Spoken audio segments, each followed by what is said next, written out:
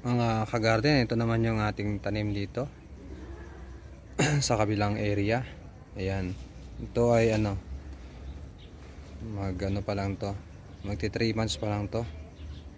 Ayan, ito 3 months mahigit na po itong isa. Ayan, malalaki na po sila, namumulaklak na po.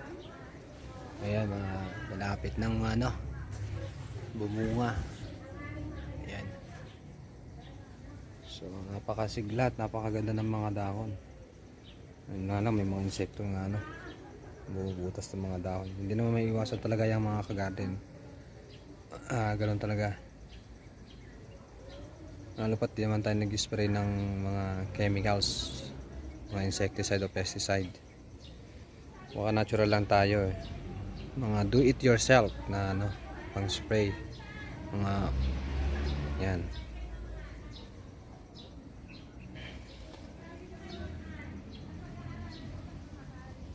So napakalago ng mga tanim natin na okra. So mga ilang araw na lang yan na marami ng bunga. Yan.